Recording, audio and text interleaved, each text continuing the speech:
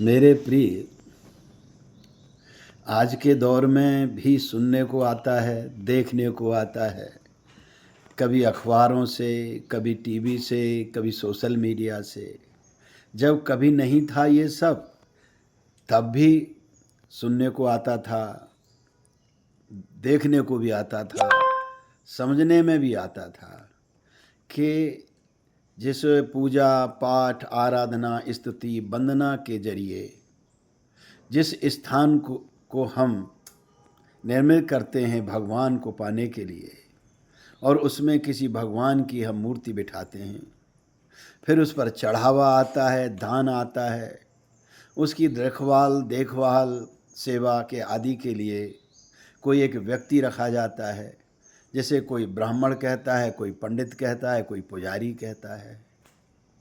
और फिर आश्चर्य की घटना तब घटती है कि वही सेवादार, वही ख्याल रखने वालों के होते हुए जो कुछ मंदिर को मिलता है वह चोरी हो जाता है, गायब हो जाता है। तो सवाल ये उठता है मानस तल पर, मस्तिष्क में ये आता है कि क्या जो सेवा करने वाले लोग हैं उन्हें भगवान से, ईश्वर से, जो भी है, जिसकी भी आराधना वंदना स्तुति करवाते हैं, की जाती है, उससे डर नहीं है, भय नहीं है? या फिर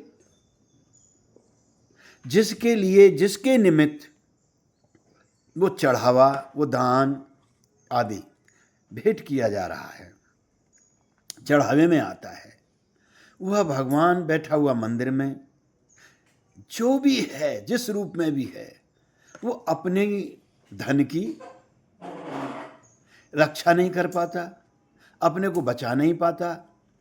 रक्षा करने बचाने के लिए आदमी के ही कहीं न कहीं से दो हाथ आते हैं, और जो मंदिर में पुजारी पंडित ब्राह्मण आदि रहते हैं सेवा के लिए, उन्हीं के सुनने में आता है कि उन्होंने चोरी कर ली, या मंदिर में किसी महिला के साथ, किसी लड़की के साथ पंडित ने, पुजारी ने, ब्राह्मण ने छेड़छाड़ कर दी। तो क्या इन लोगों को कोई डर नहीं है भगवान से?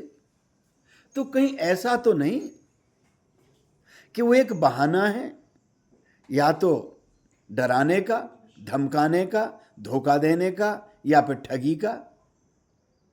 अगर वहां भगवान है तो ऐसे कृत्यों को करने से ये क्यों नहीं भयभीत होते, ये क्यों नहीं सकुचाते हैं? ये वहीं उन्हीं के दरबार में, उसी दरबार में, उन्हीं के सामने वो कर डालते हैं जैसे हम और आप सब अफसोस कर जाहिर करते हैं और दुखी भी होते हैं। तो फिर इन लोगों का के लिए नहीं है बात उठाने की, फिर बात उनको समझने की और उनको देखने की है जो भगवान के लिए वो दान के रूप में, चढ़ावे के रूप में समर्पित करते हैं, भेंट देते हैं, उनके लिए है। जब उनकी दी हुई भेंट, दिया हुआ उनका दान, दिया हुआ उनका धन जब सुरक्षित ही नहीं है, इस तरह से जाता है, तो उन्हें समझना चाहिए। अब उनके लिए सवाल उठता है कि उनका तो भाव था देने का, उन्होंने दे दिया। चलो ये भी बात मान लेते हैं कि उनका भाव था, उन्होंने दे दिया, उन्हें क्या लेना देना, हमारे जाने कुछ भी करें, करेगा सो भरेगा। तो जो करता है तो वो भरता क्यों नहीं है फिर कुछ?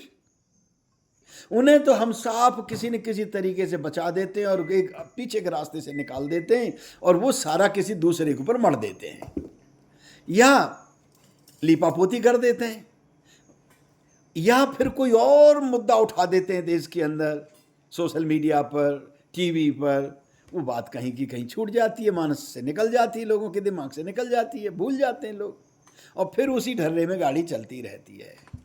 मेरे प्यारे मित्रों, थोड़ा सोचो, थोड़ा विचारो, थोड़ा जागो। ऐसा मत समझो कि वो है नहीं, वो सब देखता है, क्योंकि वो है। और इसीलिए ऐसा भी मत सोचो कुछ नहीं करता, वो करता है। तुम ही करता हो, तुम ही भोगता हो, ये सुन लो बहुत अच्छी तरह से। वो तो न करता है न भोगता है, ये हमारी बहाने हैं, सोच है कि शायद हम उसको दे रहे हैं। न कुछ लेता है न कुछ देता है, न वो करता है न भरता है। हम ही यहाँ करता है, हम ही यहाँ भरता है। आगे पीछे वो सब मेरे सामने आते हैं, मेरे कृत्य किसी न किसी रूप में, किसी न किसी भोग के रूप में। तो प्यारे मित्रों, थोड़ा सोचो, थोड़ा विचारो, थोड़ा जागो।